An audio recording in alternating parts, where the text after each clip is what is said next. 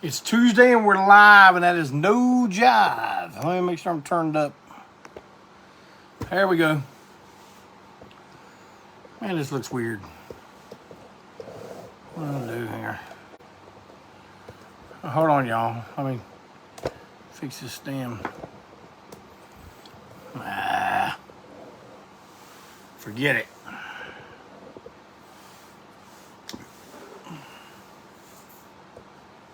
Wait a minute. I know what to do.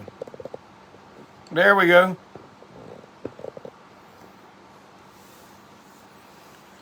It's Tuesday and we're live, and that's no jive. What are you going to do while you are going to break on through? Here I is. Here I is. The unimpeachable president for life. The long-haired weirdo, Jeffrey K. Clayton. Lots of stuff to talk about today, y'all. Well, I just got back from Indiana visiting my daughter and my son-in-law and my little granddaughter, Winter. And I had a great visit with them. That's why I'm in a great mood. I mean, I've had good stuff happening. Well, it's not all good stuff, but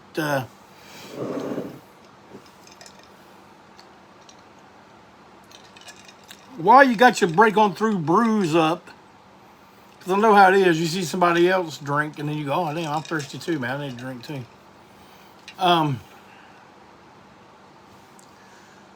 Go ahead and keep your break on through brew out as we will drink a toast to the memory of a good pal, man I've shared the stage with many times.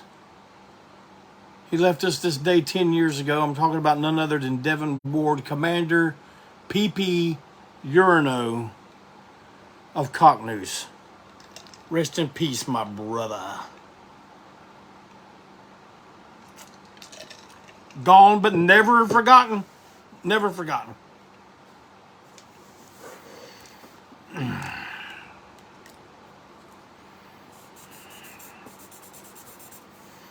I know a lot of y'all were disappointed.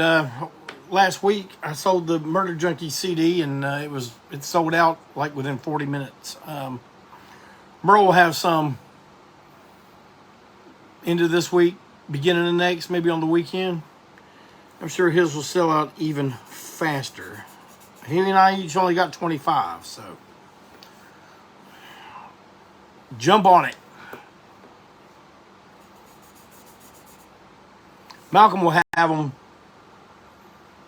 on sale about mid-August when he gets back home. He's out on the road right now.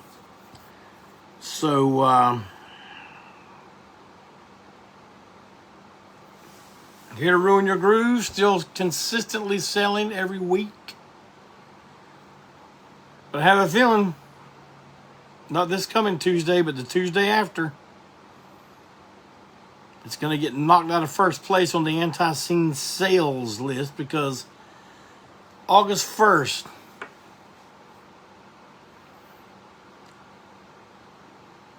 Great Disasters will be on sale live. They're being shipped to me today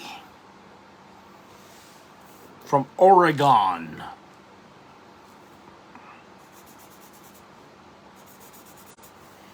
I have some in my hand. No, I don't have any LPs, but I got the CD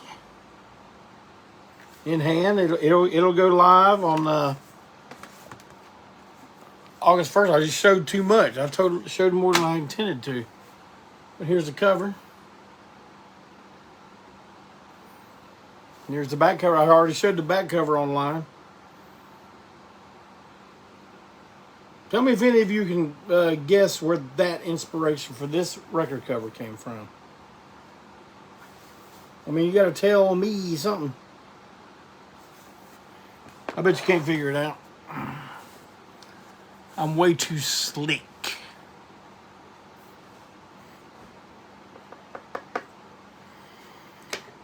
New album, new CD.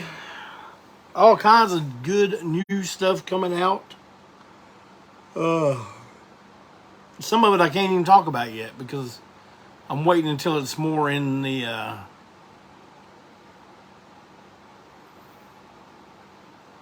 you know, secure in the rotation of things coming out. But today's show, now, see, all y'all are barking up the wrong tree. You're looking at the actual picture, trying to tell me what the picture. Man, it's obvious that's the Wolfman. It's obvious that's the Silver Bridge. Of course, Silver Bridge wasn't in a metropolis like that, but that's where we took artistic liberty. I'm talking about the whole. See, there's lots of detail on the front.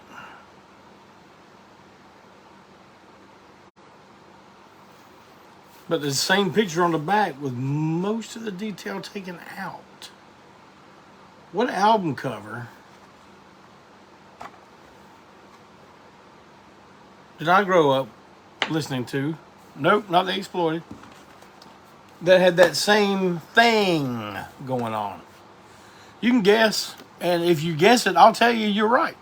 But you don't win nothing, so I don't know if I try too hard.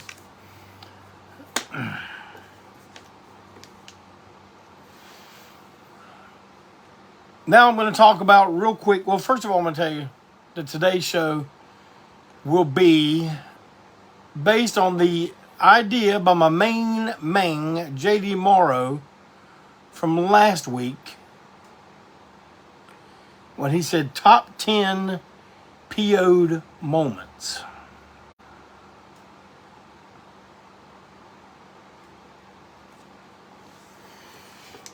Y'all going to enjoy some of these. But I'm going to, Callie, you're close with Destroyer. But see, Destroyer wasn't the same picture on both sides. The back of Destroyer was the landscape continuing on, and it just folded over. Think.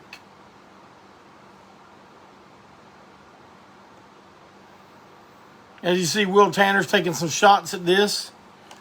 I'm surprised he hadn't guessed it or said, because I've sitting there and told him what it was. Are you coming to work tomorrow? You got to tell me something. Now I need somebody to talk to.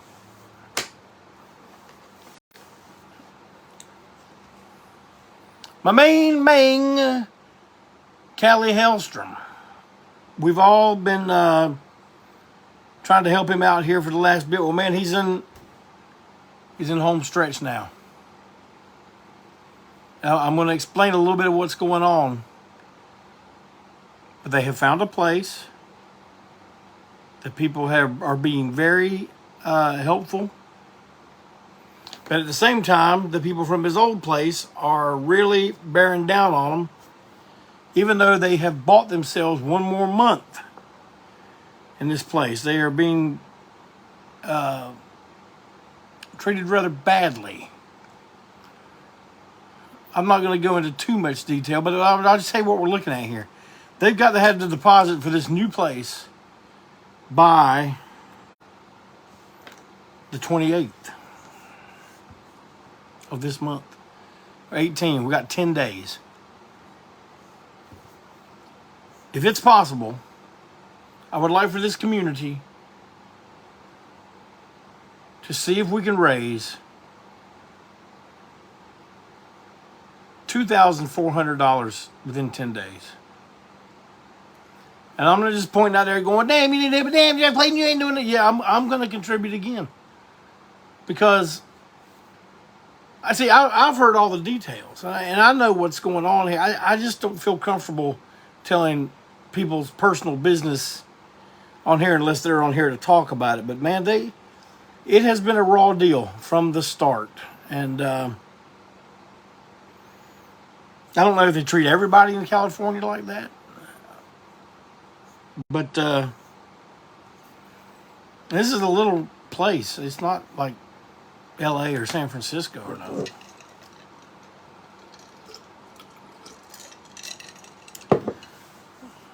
But most of what we've raised up already, man, they had to burn up in application fees. Apparently out in California, I've never heard of this. Yeah, well, I'll show you that link But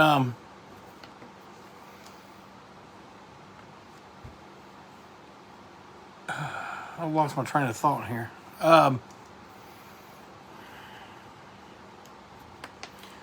What they tell them is they find out how many people are in the house, and it's like, okay, well, you got 4 people. Well, yeah, that's $50 per person just to apply. Now, if I don't get it, do I get my application fee back? No. See, that's how they're making money. You know, just get, what, 60, 70 people applying for the place, paying $200 each. Man, you pocketed a pretty good amount there with not having to do a damn thing, except say, okay, well, here's a fee for filling out the application. It is indeed a crock. If you can help, please do.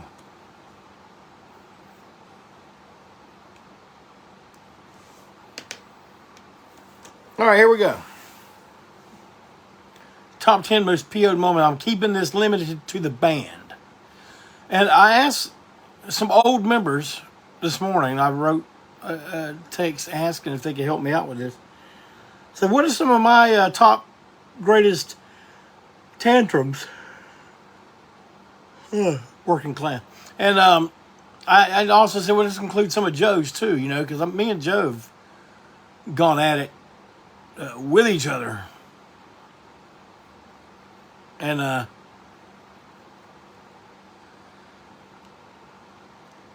much to my surprise, they didn't have really much to say about me. I mean, it's weird, man, because I get this reputation of being a hothead, and I guess I am. I guess I was more so years ago than now. But well, yeah, I can give a machine hell sometime if it malfunctions, but or if I don't know how to figure it out. But I've got some, and I'm going to include them in here, but I'm also going to include some of Joe's. Now, this don't count like fights with the audience. So, because, man, for a long time, that was commonplace. And usually the guy on my right would be the bass player. We had Tom, Doug Knight, Trip. And then any of those guys would take a bass off and swing it and hit somebody. They didn't care. Especially some of the crowds we had, you know, back there in the 90s and stuff. Our shows were pretty violent. And I guess sometimes it meant we had to be too. So I'm not counting that. That's not even really pissed off moments. That's just like do or die. Take care of business. But I'm going to start with pissed off moments. Number 10. And you have to forgive me, man. I did not have enough time to research the years of these shows. But I imagine this had to be in the early 2000s. We were over in Europe. We were in Hamburg, Germany. And, man, I had a lot weighing on my head then. My divorce was getting ready to go through. You know, the whole new place to live situation, all the legal stuff and all that. One night in Hamburg, we played this club where we actually stayed at the club. They had bunk beds and, you know, a nice bathroom for everybody, but it was also the dressing room. It was all downstairs. Well, man, we were off the next day. So I decided that night I was going to drink. And I drank a lot. And I remember our label guy over in Germany was saying that somebody was coming down to hang out with us. And I'm just kind of like, oh, okay. And he told me, just impress him. Like, impress him. I said, he just seen me do my thing. It seems like that some bitch needs to come down here and impress me. I don't know if I never heard from some bitch again, so I guess we didn't make no impression. But I don't even know what I was supposed to impress him for. I mean, I drank and I drank and I drank. And it was one of them cases where the more I drank, it's like the more energized I got. And it was weird, really weird. Usually you just pass out, not this night. And man, I'm sitting in there all by myself, looking at all the bottles around, you know. And all of a sudden I just took one, threw it against the wall. And that felt pretty good. And I took another one. There was a gigantic mirror over there too. So I took a Evan Whitten, no, one they didn't have Evan Whitten. Took a Jim Beam bottle, Jack Daniels bottle. Threw it into that giant mirror, broke all that something, and then I broke every bottle in that dressing room. And I just laid down on the couch and went to sleep. Next morning, the promoter comes in and he just looks and goes, "Oh my." I think we helped clean up a little bit, but I'm sure I left him quite a bit to do. I know it was a shitty thing to do. It was a shitty night. For me, personally. Show was good. But the next day I go down in downtown Hamburg. This is 96. I go to Hamburg to get tattooed at this place, and the guy's tattooing me, and all of a sudden he goes, "Jack Daniels?" I'm like, yeah. Man, it was still in my blood the next night, coming out of my damn blood, stinking. Yeah, it's not that great of a story. Just kind of uncharacteristic for me, I think. I don't know. Somebody goes, "I know you. That's the way some bitch I know you are." It's hard to evaluate yourself. Number 9, Stonehenge. Yes, ANTiSEEN has a Stonehenge story. No, we did not trod upon it. But we had a day off. And our German tour manager, Stefan Waltz, decided, hey, we can go to Stonehenge today. I mean, Joe Young didn't like doing anything that had to do with, you know, seeing something or going somewhere or whatever. He just wanted to lay on the floor of the hotel room with a hat over his face and a blanket. And but we went to Stonehenge. Man, it took a long fucking time too. It was way, if I'd have known it was as long as it would, I probably would have opted out. It's not the first time we saw it. It was for some of the guys in the touring party, but when we finally got a hotel room that night, somewhere in Belgium, I guess, Joe gets out of the van and he goes, "I don't want to stay in a room with anybody that's in ANTiSEEN." And so he's pissed. He's pissed at us the next day. Me and him didn't speak all day long. Then we ended up somewhere in Holland, outside of a club, and everybody went to go do something, and I'm pointing my finger at Joe, wagging at Joe, like he don't like doing that, but man, I don't either. Man. It's like I'm just sitting in the van. It's like, man, I'm just gonna sit here and rest. But me and Joe, we're both sitting on the back bench. Still haven't spoken all day. And all of a sudden, he breaks the ice. It just says something to the effect of, "Damn, I wish I'd hurry up and get back so we move this van." I was like, yeah. And it was over. But boy, he was pissed at us that night for going to Stonehenge. Matter of fact, a longer, more detailed version of this story was told at his funeral service at Tremont Music Hall. Oh shit, I wrote Stonehenge on here twice. I'm gonna have to make one up. Shit. Oh man, that's That's a lack of preparedness. All right. Number 8. And this is yeah, Brandon. He wouldn't even look at Stonehenge. Fuck, I ain't looking at it. But number 8, this is not a Jeff or a Joe temper law. It's the whole band. We played Monroe, North Carolina, and the promoter took all the money. He just took it all. Went home.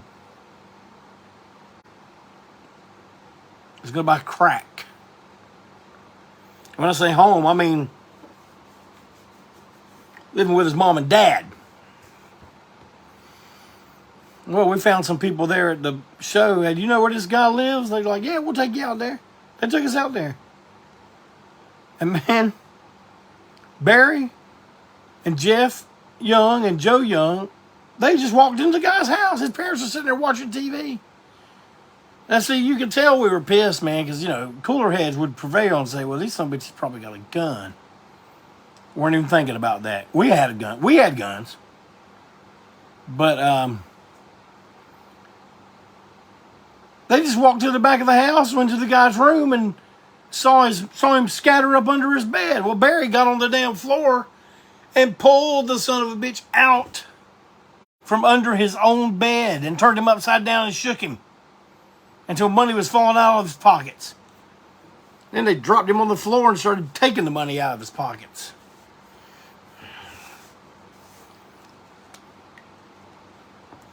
You do not rip us off.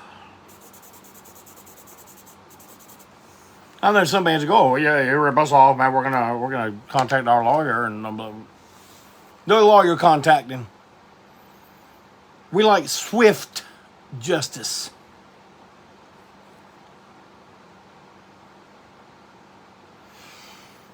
Number 6, another band PO'd moment where we all joined in the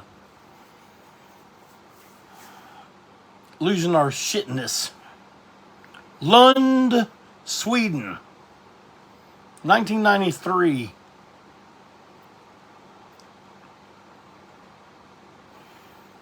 Man, there was a lot of people at that show. Lund.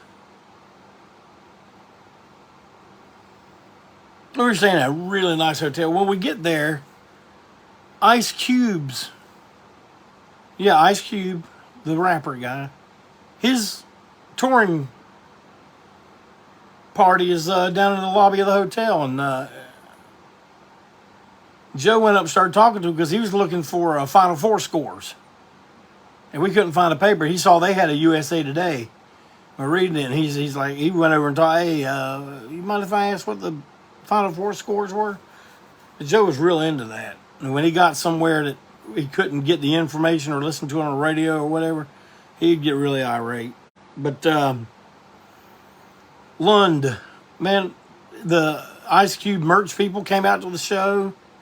This place was packed, and it was mostly a bunch of crust punks. And from the moment we walked on the stage, it felt like it was us versus them.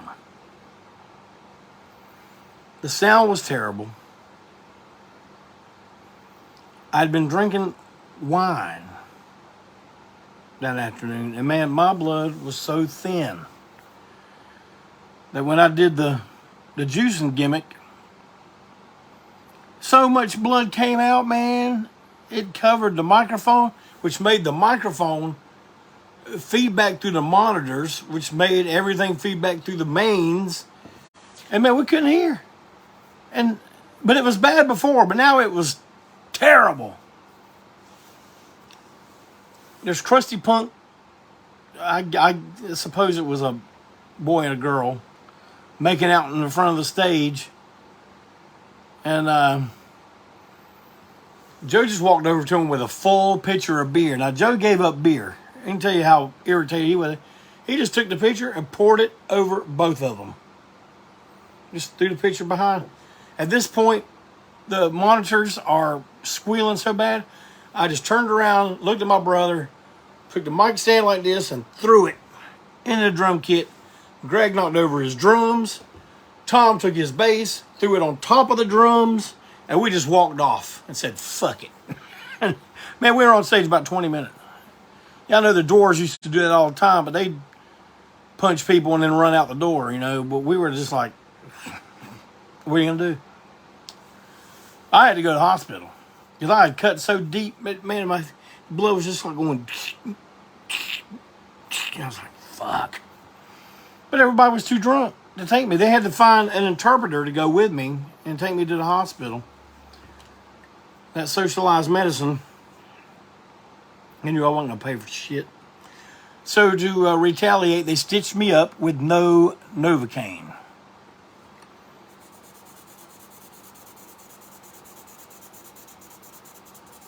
I didn't care.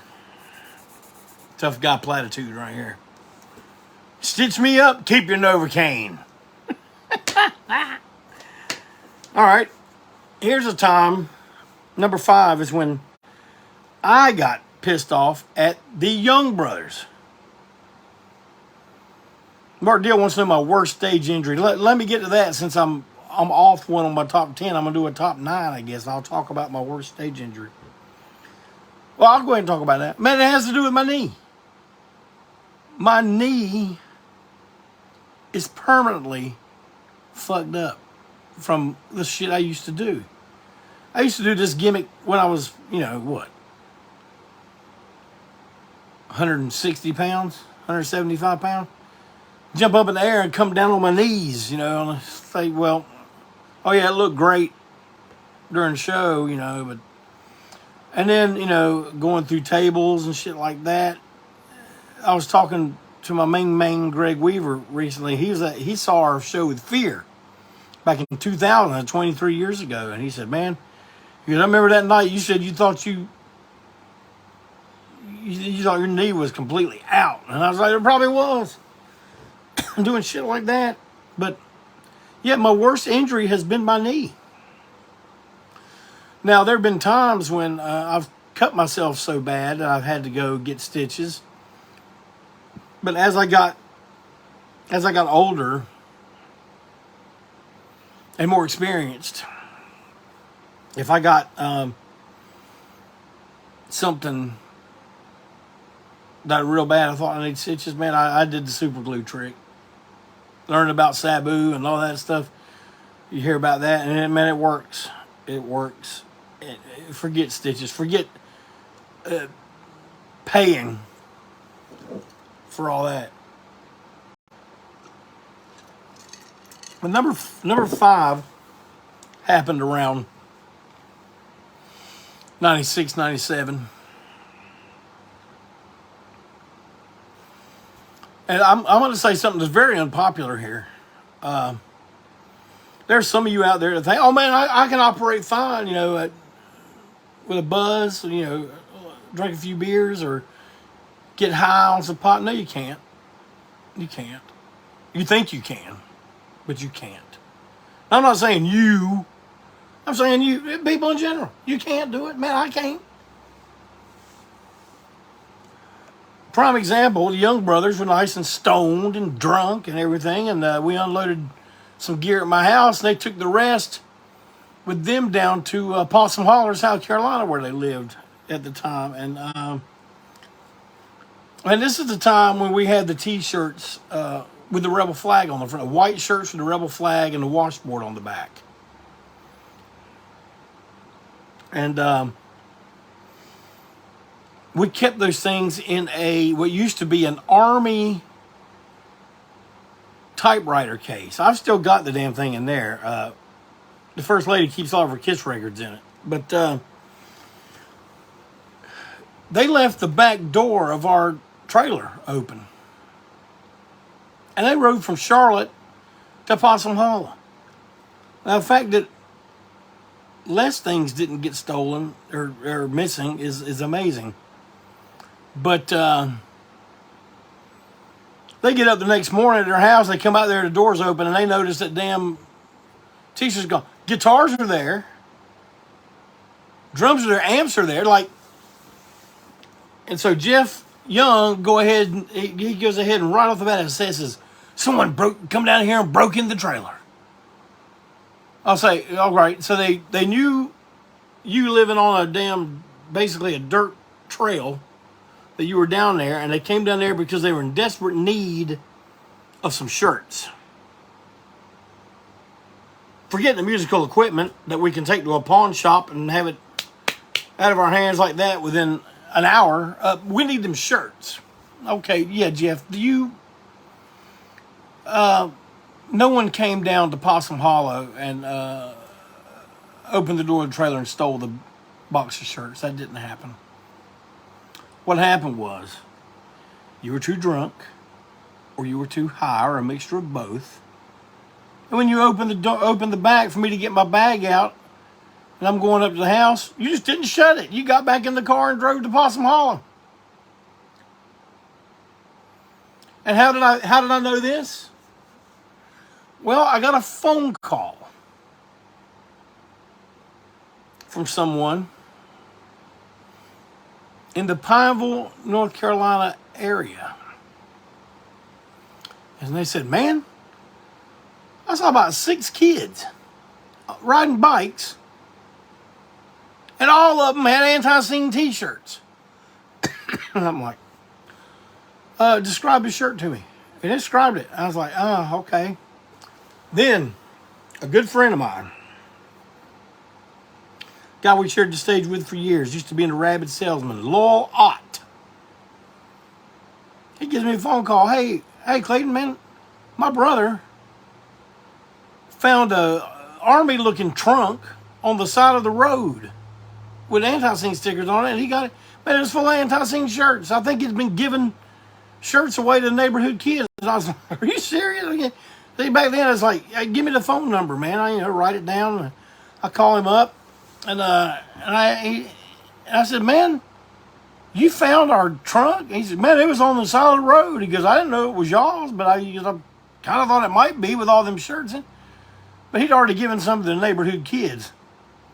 So I drive down, I get it back from him. I'm just like, yeah, what happened was, the brothers Young, driving high back to Possum Hollow, hit some bumps there in Pineville, and that damn t-shirt case went flying out the back of that open trailer. I was pissed. And when I found out what really happened, I was brand new pissed all over.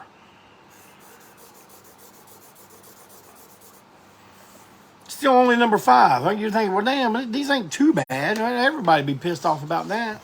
But number 4, Joe in Inger, Germany. And I don't know what caused this. All I can tell you is it made for a great stage presentation. But for whatever reason, he brought his Telecaster with him to Europe. But for this night, he also bought a Fender Squire. It was the shape of a Telecaster, but it was like a tobacco sunburst. And I think he just tried it one night just to see how it would do, and he was not happy.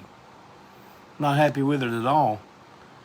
And into the show, he walks all the way over to the edge of the stage and starts sliding bottles up and down the neck. Then he just took the guitar off, threw it back on his side of the stage, and took a big bottle of like Fanta Orange or something that you get. It'd be big glass bottle. This is early 90s, and he took that damn big Fanta Orange bottle, threw it at that guitar, and that thing hit right on the top of the face of the guitar there. Bounced off, did not break, but it put an indention of the bottom of that bottle right up on that part. And afterwards, he didn't really say much about it, but it was quite a spectacle to watch, and I was enjoying it. I didn't mess with him. But, you want to tear up your spare guitar, go right ahead, huh?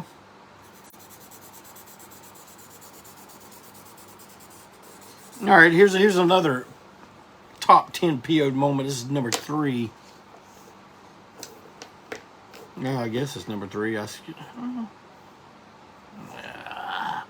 But you're about to see a pissed off moment now. Me trying to figure out what to do with these numbers. But we were playing somewhere in the UK, in England. I think it was a town called Kent. But I could be wrong about that. I'm not 100% sure. But we were opening for that industrial group called Pitch Shifter. I didn't know nothing about them. I don't know nothing about them now. That's something there called Pitch Shifter. Remember, our tour manager was really excited about it. We were just like... But we had been in Germany and stuff like that. We took our equipment over that we were renting into the UK, and there was a different kind of plug from those amps to what we needed here.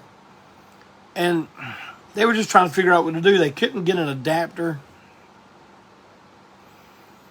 But they did find another piece of equipment. The people at the club said, well, we got this old damn, you know, wire that plug on, or whatever they planned on doing.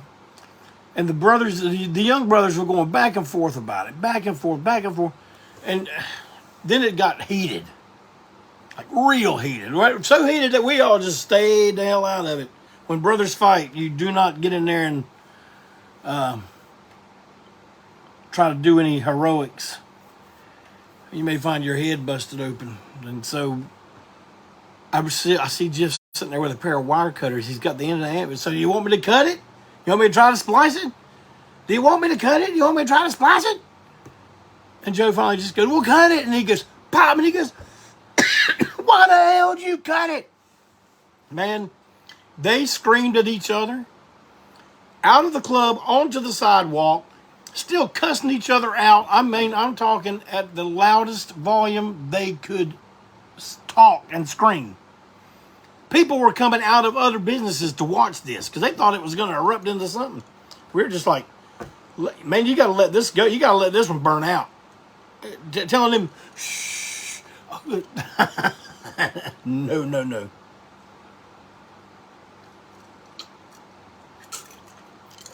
Luckily, it did burn out quickly, but good gosh, man, it looked like it was going to get bad.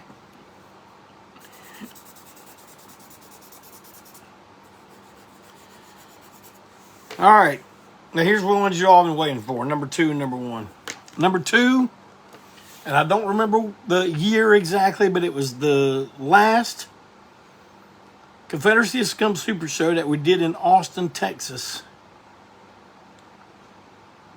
And I can tell you more, because I can tell you it was the last Hell Stomper show until they reformed many years later. But I don't know, I felt it was a little 2004, Mark Deal says. So it was in 2004 Confederacy of Scum Super Show. And I was a little raw that weekend anyway, because I did not like the poster they made for that event. I'm not even going to go into it, but I've talked about it on Break On Through before, but I was just like, and so it's the end of the Hell Stomper show, and they just kind of turned around and walked off the stage. You know, it's the end of the Super Show weekend. They headlined the whole weekend, and it was just like, we're done, boom, and everyone starts dispersing. I'm like, what? We need a little bit more fanfare than that, right? So I'm getting up on the damn stage to say something. You know, I'm going to rile the audience, get them all worked up. But the guy running sound, man, he saw me up there. He saw me getting ready to talk, and he just cut me off. And he leans over the board and he's talking to his friends, you know, and all that. And man, this happens to me sometime. But have you guys ever experienced that where you get so angry about something that all of a sudden everything just kind of turns white and you see your vision kind of does like this. That's what mine did. And all I could see was that guy's head. And I took that Shure 58 off that stand, off that plug, off that mic cord, and I threw that thing like I was pitching for the Baltimore Orioles. And it was going straight for that guy's head. I'm going to tell you what, it put a hole in the wall. And as soon as he sees that thing hit that wall, boom! He's looking back at it like that. And man, at this point, I'm just like, man, I want you to say something to me. So I jump off the stage, and I'm going straight for that soundboard. He comes off the soundboard like he's going to do something, and man, we meet in the middle. And we are face to face. He's like, you could have killed me. And I'm just like, yeah, but I didn't. You know, I mean, I'm screaming. I was so mad. I was way madder than the situation called for. I can admit that now. Older guy, looking back on it. Yeah, I probably shouldn't have blown my gaskets like that over that. I'm sure I could have been a little bit more diplomatic about it. But like well, Mark said, he knew I was salty that whole damn weekend anyway. I was in a bad mood. I think me and Joe would kind of at odds, arguing, and lots of tomfoolery went on during our set. You know, lots of violence, lots of stuff that was really detracting away from anything we were doing. So yeah, I was not in the best of moods by the end of that entire program. But number one, the one that they still talk about to this day,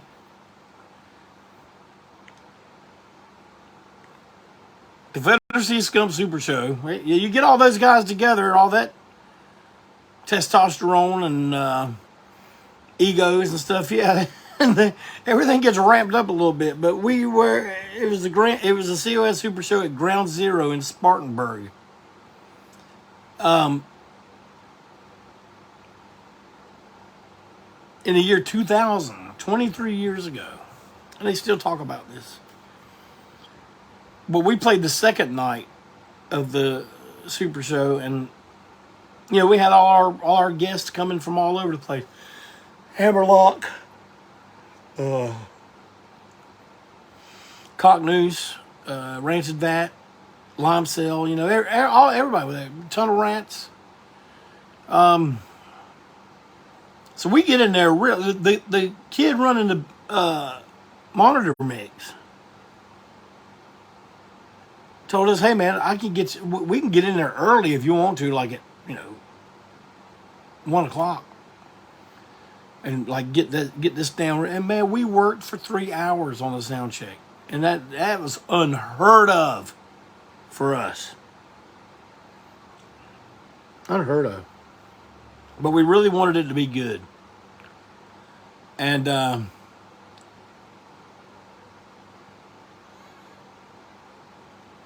we got to get the kid that running the sound down there he was excellent.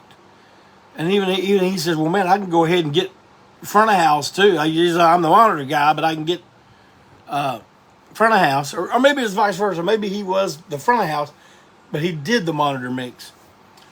So it sounded perfect. Man, we couldn't believe we had it sounding that good. Well, then it's showtime, and we're last. Okay, so there's like 4 bands playing before us, and I keep hearing this squeal.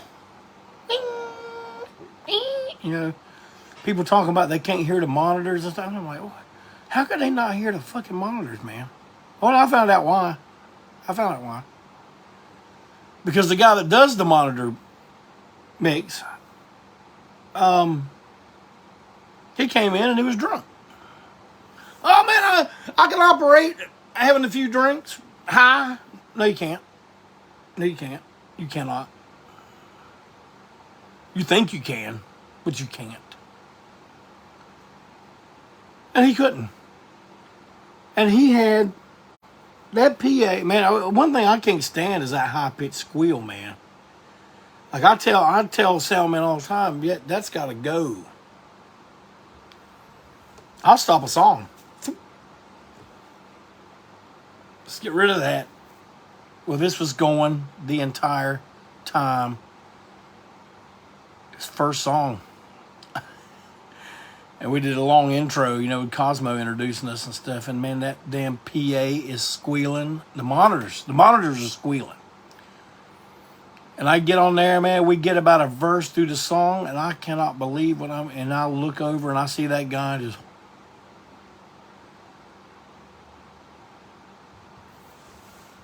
Monitor goes. I toss the monitor. It breaks into pieces. I'm throwing mic stands. I'm taking mics I'm throwing mics.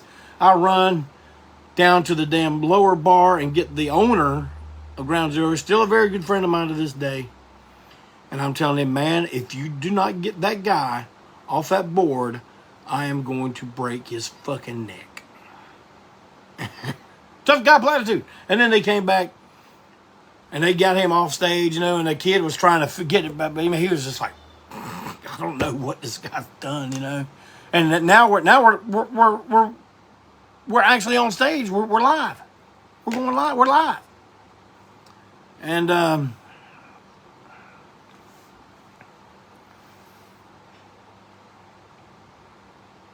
man, it was a lot more explosive than what I just described. I mean, to this day, yeah, I think it is it's Josh from the Moonshiner show on AMC or History Channel. But he comes to, oh, Jeff, man, that time I thought you were going to kill me. I was like, yeah, I thought it was too. But that was my number one, man. That's when I showed my ad, to the point that when we released the video of that show, I had them cut all that out, and we started the video from once we got it all straight. The rest of the Barry's like, man, you should have left that in. And I guess in hindsight, we probably should have. I'm sure it'll make its way on to something eventually. Everything does, somehow, some way, somehow, someday. But you know, there's so much of that.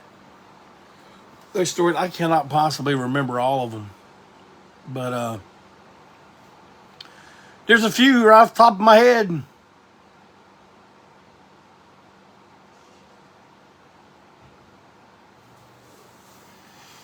But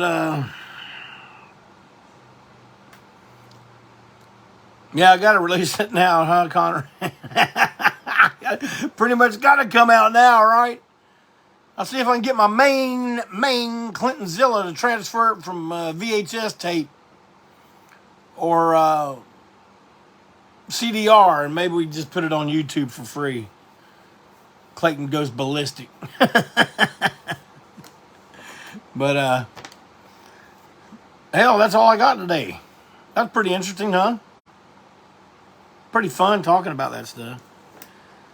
Just for the record, I'm not proud of any of it. Okay. And I see people bringing up stuff they've heard about, and you know, and I'm just like, yeah, well, cost of doing business with ANTiSEEN, I guess.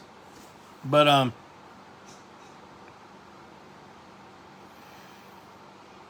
hope y'all have a great rest of your week. I'm sure the entire country is experiencing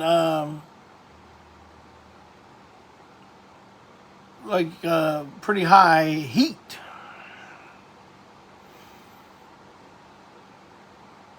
And I know we are. It's kind of uncomfortable. Haven't been able to take Coleman outside for the last couple evenings because that's the hottest part of the day. People don't realize. I think it's high noon. It's 5 and 6 o'clock. It's the hottest part of the day. And think it's like 96 here. Yeah. Y'all got like 3 digits out from Texas over. But hell, let's all get through it. And next week, it's going to be the countdown to the release of our new studio record, Great Disasters. Now, anyone that has gotten any advance copies or get advance copies, go ahead and talk about them. Go ahead and describe. If you don't like it, go ahead and say so. You don't got to wait till August 1st to say, oh, I've heard it. Go ahead. Tell it like it is. Yeah, we're like older guys now. We don't care about. Man, I don't like y'all's new album. Oh, okay. that's the way we are now, man. It's like we please us, and then we move on. If y'all like it, well, that makes it all the better. I'm not going to act like it don't matter, because we really do it. We try to please us, but we do it for y'all. And I hope you will find this to be a yet another cherished addition to your ANTiSEEN collection.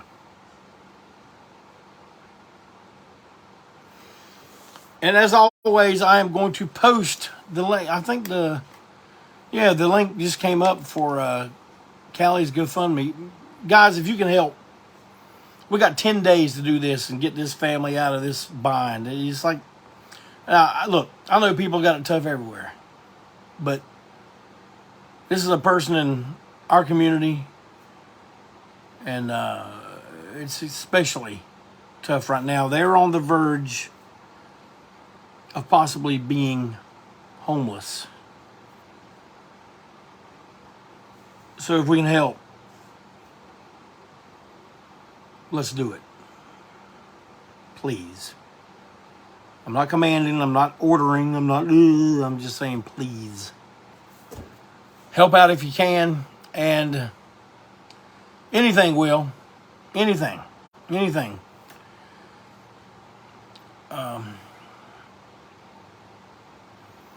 But you guys have a great rest of your week. Thank you for coming and hanging out with me, listening to me jaw about stuff for a while. I've had fun today, and I will be seeing you all next week right here, as we will once again break on through.